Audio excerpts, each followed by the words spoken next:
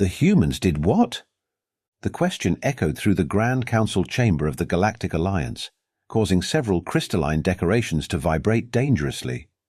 High Councillor Zara Prism, her purple scales bristling with indignation, leaned forward on her hover throne, three of her eyes twitching simultaneously.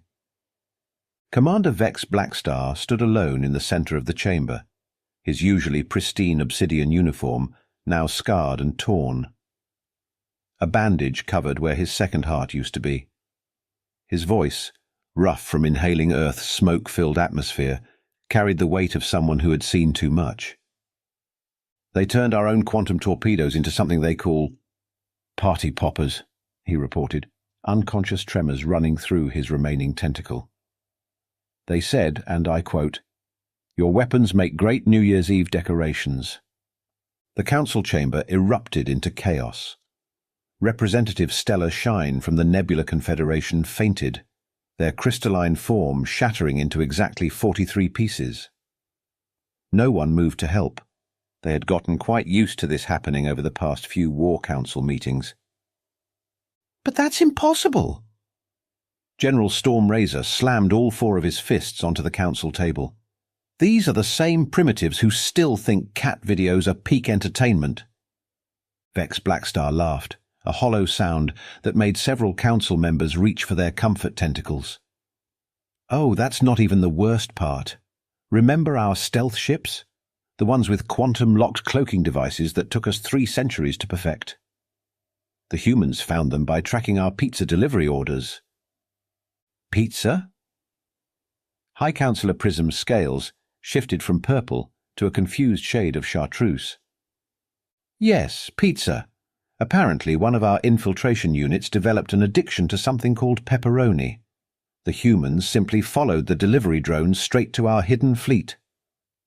Vex paused, his expression haunted. "They named the operation Special Delivery."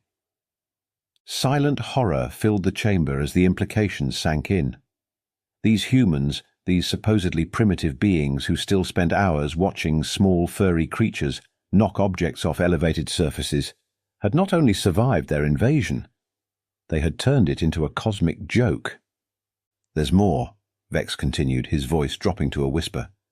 "They've started expanding, but instead of military outposts, they're establishing what they call tourist traps across the galaxy. The first one they built on the ruins of our former military headquarters. They named it Space Disneyland." The silence in the chamber grew heavier. Grand Marshal Nova Pierce, who had authorized the invasion in the first place, slowly sank into his chair, all 7 of his faces displaying different stages of existential crisis. "Commander Blackstar," High Councillor Prism finally spoke, her voice trembling, "you're telling us that the species we attempted to conquer, the ones who still think sliced bread is one of their greatest achievements, has not only defeated us, but is now monetizing our humiliation?" "Yes, Your Excellency. And they're offering early bird discount tickets." 3 months earlier, aboard the galactic command ship Superior Wisdom, Admiral Phoenix Dawn strutted across the bridge like a peacock who had just discovered its own reflection. His tentacles were perfectly groomed, his uniform pressed to military precision, and his ego inflated to near-bursting proportions. "Look at this, Commander Blackstar," he said, projecting Earth's image onto the main screen. "A species so backwards they still argue about whether their planet is flat. This will be the easiest invasion since we conquered those self-aware houseplants in the Andromeda sector." Intelligence Officer Crystal Spark floated forward, her bioluminescent form pulsing with mild concern. "Sir, I should point out some peculiarities in our latest reports." "Oh." Phoenix Dawn's upper lip curled. "Do tell us how these creatures who think reality TV is culture could possibly surprise us." Crystal's glow flickered nervously. "Well, sir, they have this thing called the Internet. It's filled with something called memes. Our best psychologists can't make sense of them. And their primary response to existential threats seems to be making jokes about them." "Jokes?" Phoenix scoffed, adjusting his ceremonial medals. "We have a fleet of 10,000 warships. What are they going to do? Tweet us into submission?" The briefing room's holographic display showed various human activities. Humans dancing on something called TikTok. Humans arguing about pineapple on pizza. Humans creating elaborate conspiracy theories about birds being government drones. Their most advanced military strategy game appears to be something called Among Us, reported fleet analyst Shadow Whisper, who had spent months studying human warfare. Though I must admit, the concept of an imposter is quite intriguing. Phoenix Dawn waved his tentacles dismissively. Prepare the invasion fleet. I want our most impressive ships, the ones with the dramatic lighting and ominous shadow effects. Let's give these primitives a proper show before we conquer them. In the corner, Commander Blackstar noticed something odd in the intelligence reports. Sir, it says here they have something called Florida Man. Should we be concerned? Nonsense, Phoenix Dawn laughed, a sound like a garbage disposal trying to process a fork. Our fleet is equipped with the latest quantum technology. Our soldiers are trained in 17 forms of psychic combat. What could possibly go wrong? The next few hours were filled with meticulous preparation. Ships were polished to maximum shininess. Invasion speeches were rehearsed for optimal dramatic effect.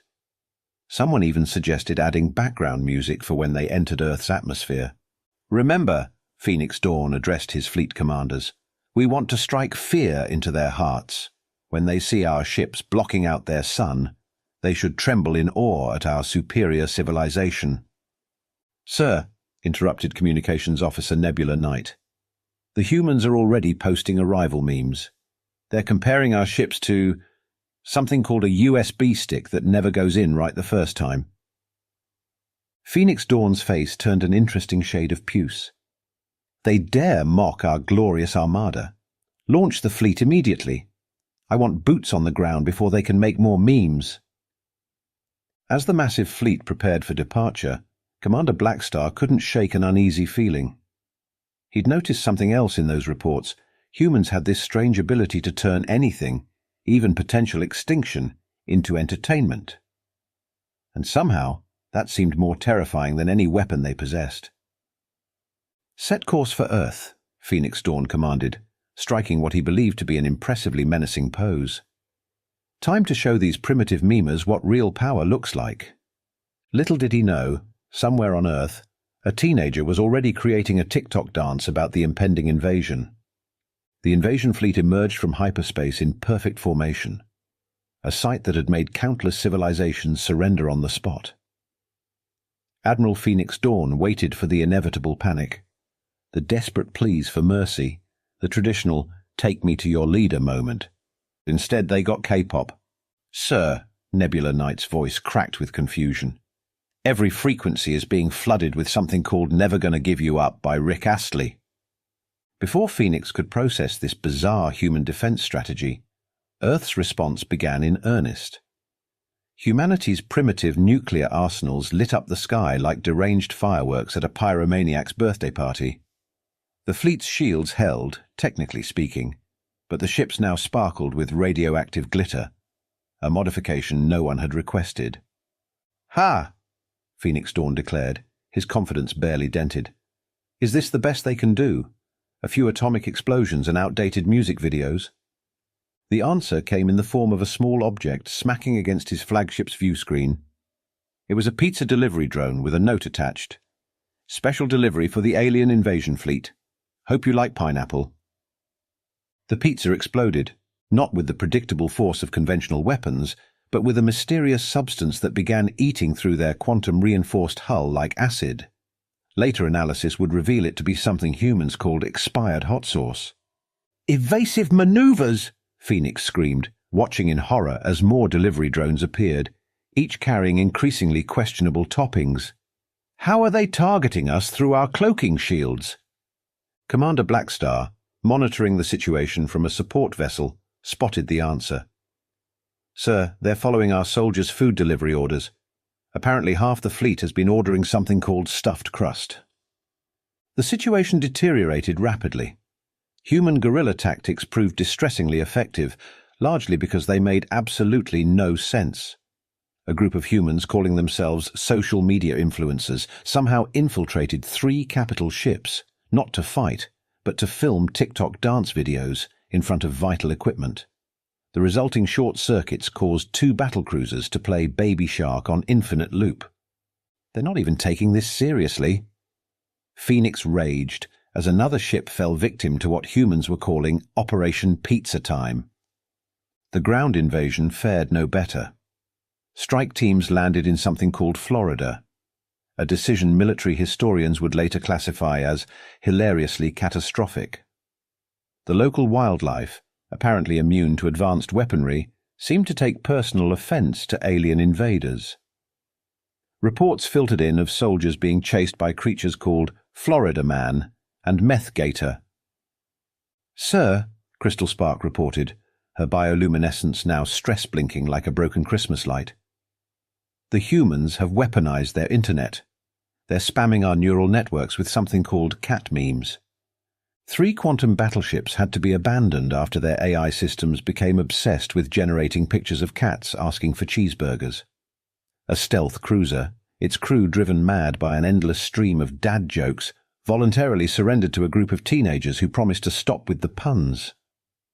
The final straw came when humans somehow managed to hack the fleet's communication systems. Every ship's speaker system began blasting something called Cotton Eye Joe on repeat. Morale collapsed faster than a souffle in an earthquake. "Retreat!" Phoenix Dawn finally ordered, his perfectly groomed tentacles now frazzled beyond repair. "Full withdrawal, and somebody please turn off that music!"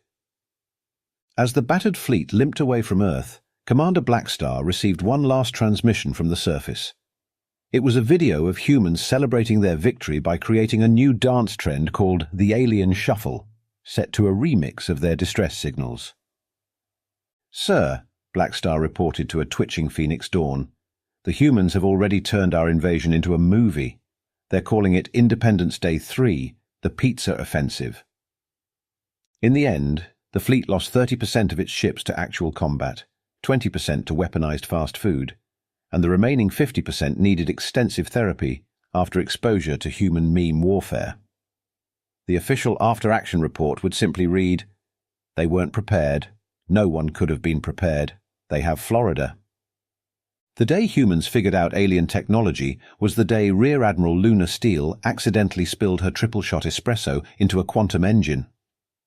The resulting explosion not only created a new shade of purple, but somehow improved the engine's efficiency by 300%. "You did what?" Phoenix Dawn's holographic projection sputtered as he received the report.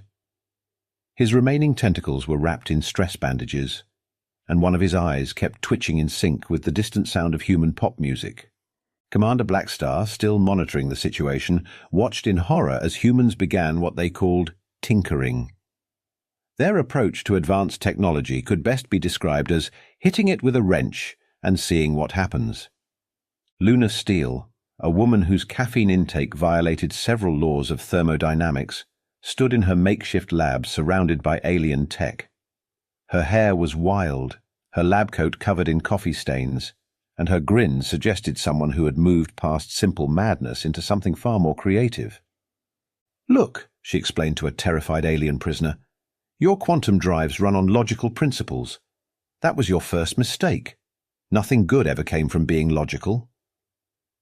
She took another sip of coffee, her hands shaking with enough energy to power a small city. "Watch this!" The prisoner watched, horrified, as she connected their highly sophisticated neural interface to something called a Nintendo Switch.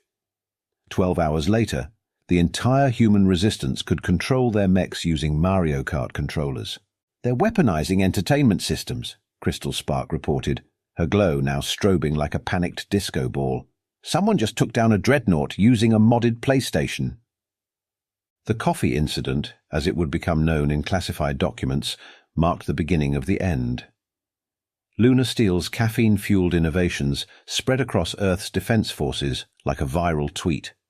Humans began improving alien technology in ways that made their original designers need therapy. "Sir," Shadow Whisper interrupted Phoenix's latest stress meditation session, "they've figured out how to use our teleporters." "Well, that's not so bad," Phoenix muttered. "Teleportation is a complex science requiring years of—" "They're using them to deliver tacos." instantly fresh tacos, anywhere on the planet. They're calling it Uberspace. But the real breakthrough came when Luna Steele, during what witnesses described as a coffee bender of biblical proportions, cracked the code of alien faster-than-light travel. Her solution involved 3 energy drinks, a broken toaster, and physics equations scribbled on pizza boxes. "That's impossible!" Phoenix Dawn shrieked when he heard the news. "Our greatest minds took centuries to develop FTL technology. How did they do it in 3 weeks?" "Well," Commander Blackstar reported, reading from his tablet, "according to Admiral Steele's notes, which appear to be written on napkins, she just asked, what if space was actually just really bad at math?" The human unpredictability factor reached new heights. They turned stealth technology into what they called cosmic hide-and-seek. Combat AI was reprogrammed to play something called Space Fortnite. Someone even managed to turn a quantum bomb into a coffee maker, though no one was quite sure how or why. Luna Steele's finest moment came during the Battle of Sector 7. When the alien fleet surrounded Earth's newly assembled defense force, she didn't respond with traditional tactics. Instead, she broadcast every bad science fiction movie humanity had ever made directly into the alien ship's neural networks. "Make it stop," alien commanders begged as Plan 9 from outer space played on repeat. "We'll surrender, just please, no more Ed Wood films." The final straw was when humans figured out how to turn the aliens' own universal translators against them. Every threatening message from the invasion fleet was automatically converted into Uwu speak. Phoenix Dawn's dramatic speeches about galactic dominance became, "Oopsie whoopsie, time for a Whittle invasion." Commander Blackstar, watching the chaos unfold, couldn't help but admire the sheer audacity. These humans had taken technology perfected over millennia and decided the best improvement was to make it run on caffeine and chaos. "Sir," he reported to an increasingly unhinged Phoenix Dawn, "they've started selling tickets for what they're calling space cruises using our own battleships. The first tour is already sold out. They're calling it Spring Break Orbital Edition." Luna Steele, meanwhile, had moved on to her next project, something involving quantum mechanics, energy drinks, and what she called making the universe more fun. The aliens' leading scientists unanimously agreed to retire, rather than try to understand her methods. As Commander Blackstar updated his report, he added one final note. In conclusion, never give humans advanced technology. They won't just reverse engineer it, they'll redesign it to run on spite, caffeine, and memes. And somehow, it will work better than before. No one expected humanity's first interstellar military installation to be a McDonald's. Yet there it was, a giant golden arch floating in space, serving both Big Macs and orbital bombardments with equal efficiency. Commander Jack Wolfe, a man whose military genius was matched only by his love for chicken nuggets, stood on the command deck of what humans had dubbed McDeath Star. "Welcome to McDonald's," the automated defense system would broadcast to approaching alien ships. "Would you like some freedom with that?" The resulting explosion usually answered that question. Phoenix Dawn nearly had an aneurysm when he first saw the reports. They turned a Class 4 battle station into a fast food restaurant. That's not in any military manual. "Sir," Commander Blackstar interjected, "they're franchising. There's now a Burger King battle station in the Orion sector and something called a Waffle House near Betelgeuse. The Waffle House hasn't lost a single battle. It's apparently indestructible." Commander Wolfe's unconventional tactics spread faster than gossip at a high school. He introduced something called drive-through combat, where Earthships would zip past enemy vessels, drop their payload, and disappear before anyone could process what happened. The fact that they actually served fries during these maneuvers just added insult to injury. "They're playing what?" Phoenix Dawn asked, his remaining tentacle curled in confusion. "Something called Space Chicken," Crystal Spark reported, her bioluminescence now permanently stuck on bewildered. "They charge straight at our ships while blasting something called Cotton Eye Joe Hardstyle Remix. Our commanders keep flinching first." The McDeath Star became infamous across the galaxy. Its special sauce was classified as a weapon of mass destruction, and its ice cream machine was perpetually broken, though that part was apparently traditional. Commander Wolf had even installed a playground, which doubled as a fighter launch bay. "Sir," Shadow Whisper reported to Phoenix, "they're now accepting birthday party bookings in between bombardments. The waiting list is 3 months long."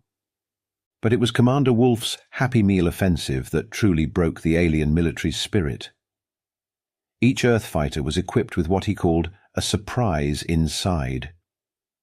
A completely random weapon or tactic that not even the human pilots knew about until they deployed it. "How are we supposed to counter this?" Phoenix Dawn screamed during a strategy meeting. One ship released thousands of rubber ducks that turned out to be bombs.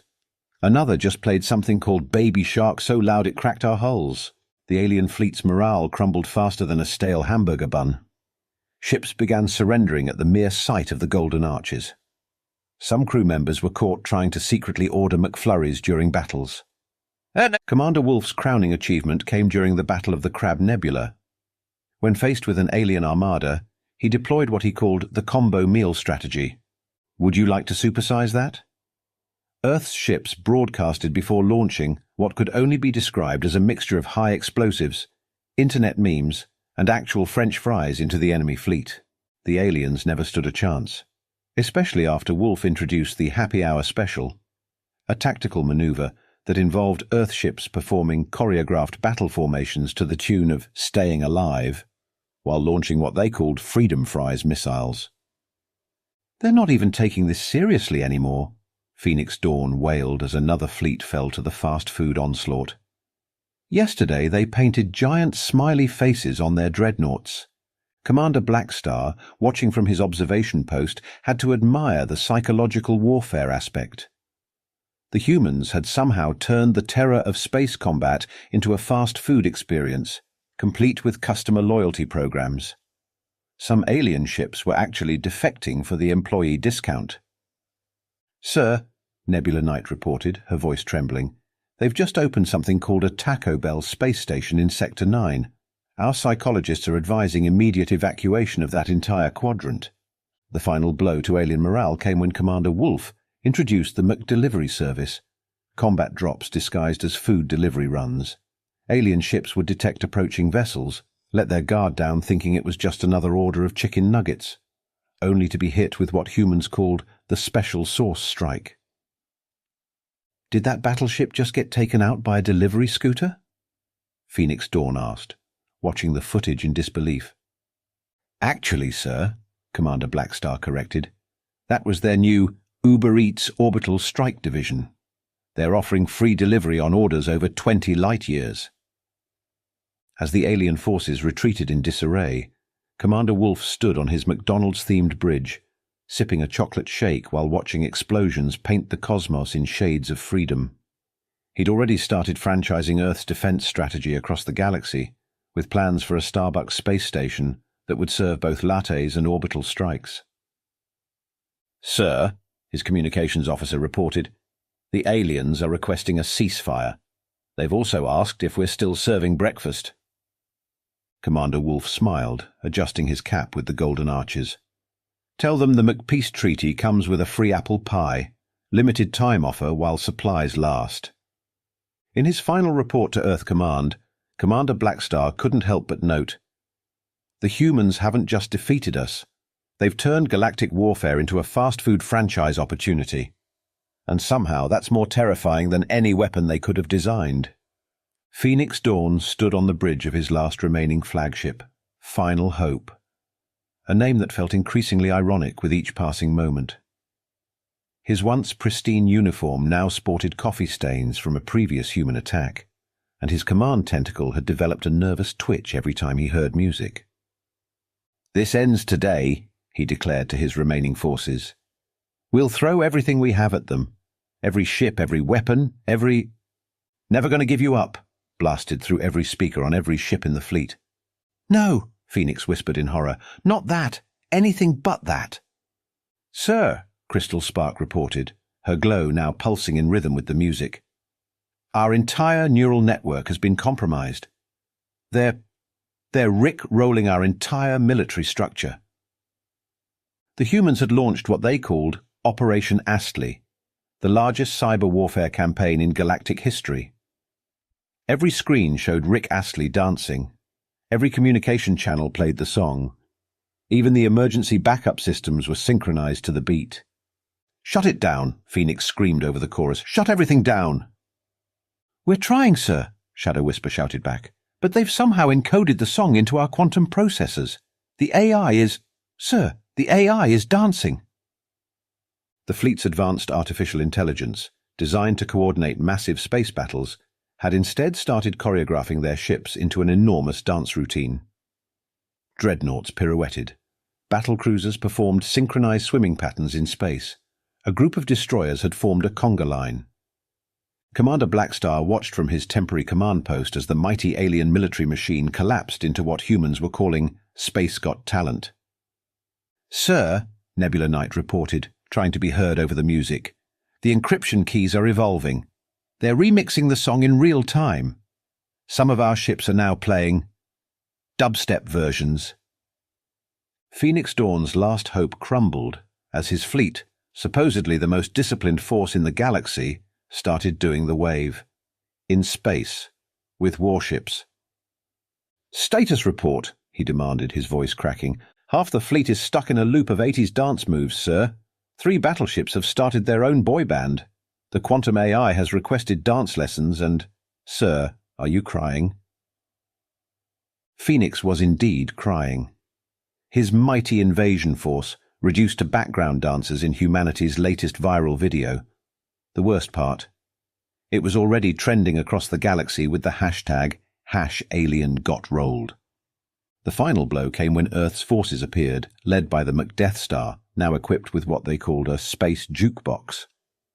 As Never Gonna Give You Up reached its crescendo, humanity launched their attack, perfectly choreographed to the music. "They've weaponized 80s pop music," someone screamed over the comms. "The dance moves. They're too powerful." Ships began surrendering en masse, not to escape destruction, but to make the music stop. Some crews were caught humming along, others had started their own dance competitions. "Sir," Commander Blackstar reported to a broken Phoenix Dawn, "the entire 7th Fleet just requested dance battle instead of combat. They're calling it So You Think You Can Space." In the end, the greatest military force in the galaxy didn't fall to superior firepower or advanced technology. They fell to Rick Astley and humanity's meme warfare division. The official surrender document included a QR code that, when scanned, played Never Gonna Give You Up. The humans called it their signature move.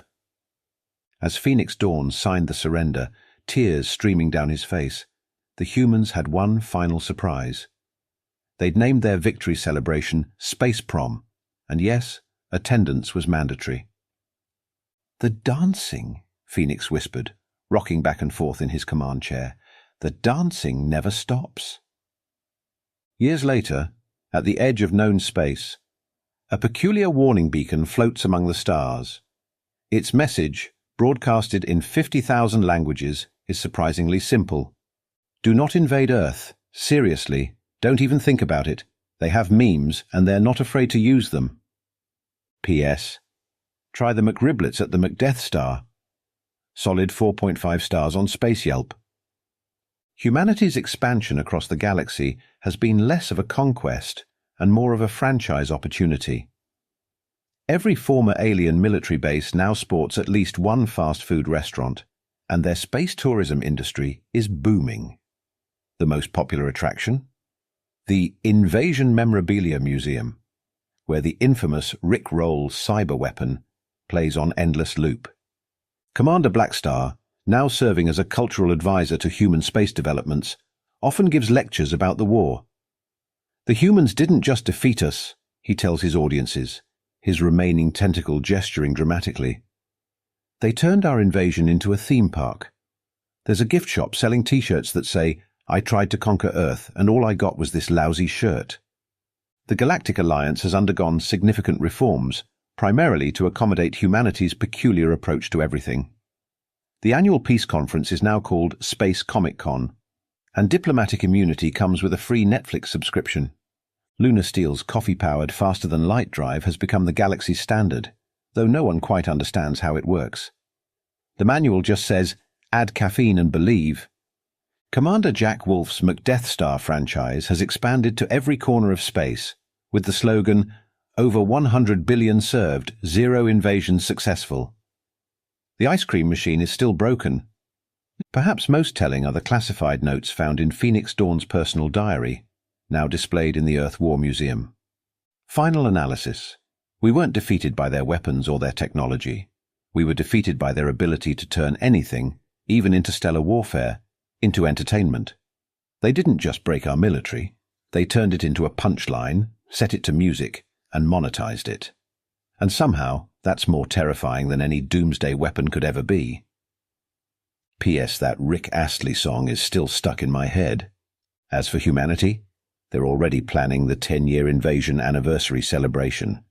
It's going to be a galactic music festival called Woodstock in Space. Tickets are already sold out.